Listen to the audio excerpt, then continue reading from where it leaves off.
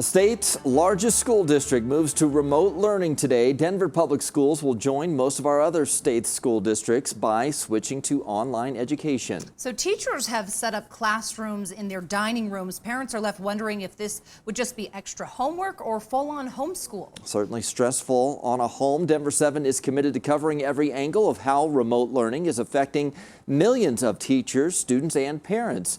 Our Nicole Brady goes 360 on the logistics and what it will take to make it work.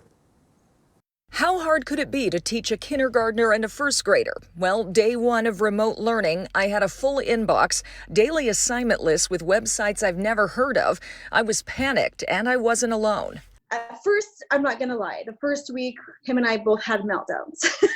I've now heard from dozens of parents, students, and teachers who are already weeks into this remote learning thing, and the perspectives vary widely. Parents who feel the expectations are too high, others who think the kids need this structure, students who are still learning the tech while missing out on the social aspect of school, and teachers who see both challenges and opportunities that could change education permanently. It was those teachers who jumped in first. Back on March 13th, the last day most kids in Colorado went to their school buildings. We made sure everyone got their iPads, their chargers, we kind of prepared them for what was about to happen. In Jeffco, which is one-to-one for technology, they got devices, but fourth grade teacher Stephanie Hulting soon realized kids today aren't all as tech savvy as we think. I got whole emails with nothing in the message line and everything in the subject line saying, please help me, my word's erased. You know what I mean? Like, okay, so now I have to teach them how to write an email before we can because they can't even ask me for help. Learning the tech has been one challenge, and it varies by district and school. Some are using a host of different websites for assignments. Seriously, there are dozens. Google Classroom, Seesaw, iReady, Splash Math, Schoology. It goes on and on and on, making you wonder what happened to old-fashioned paper. But some teachers say online learning is giving them new opportunities. We are learning so many different tools that we can use. We're like, why did we not know about this before? Seventh grade language arts teacher Nikki Brock says even in a class that's about reading and writing, tech can be incorporated. She started a virtual book club and is focused on keeping her kids connected. Honestly, the numbers aren't that different than in the normal school day. Like, we have about 90% of our kids actively engaged right now in what we're doing. So do the students agree. I spoke to high school, middle, and elementary age kids. They have their own personalities and learning styles, of course, some that adjust better to working at home. I do like having teachers explaining stuff in class, but having it here, I can get it done at my own pace. If people need to take it slower, then they can. But some say without being physically in the classroom, it's harder to communicate. They don't get the collaboration with other students, and it's simply not school when you're at home.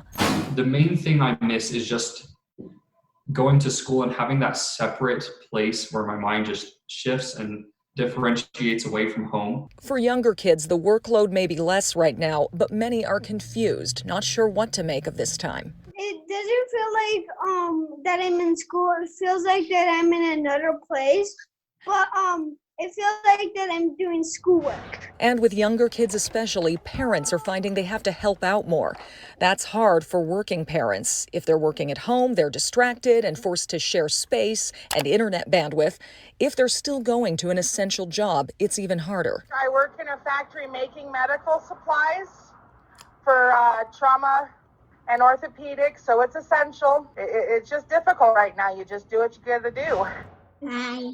And then there are the parents with special needs kids. First grader Jacob Bland is on the autism spectrum. His mom, Katie, says schools could make it easier by allowing independent study for the remaining school year. I've got all kinds of workbooks and all kinds of things to get them and keep them on track. And I think it would actually be easier to work with those materials versus I'm just not trained in what they're learning at school. Most parents said the schools have been supportive and flexible. You have to figure out what's going to work best for you and your household. And if is reach out to the teachers if you need help. And parents are finding the silver linings, knowing eventually the kids will go back to regular school. I love having my kids home. I've never once been one of those parents that at the end of summer was like, I can't wait for my kids to go back to school. So while we all wait for the kids to go back to school, for teachers and students to reunite in person instead of on Zoom, Denver 7 will continue to bring you multiple perspectives on this new experiment in education.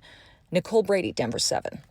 Summer camps could be a whole other topic. Coming up on Thursday morning, Nicole has part 2 of her 360 report on remote learning, and she's focusing on the quality of education your kids are getting right now. In the meantime, we'd love to hear from you. How is your family adjusting to remote learning? You can email 360@thedenverchannel.com to share your thoughts.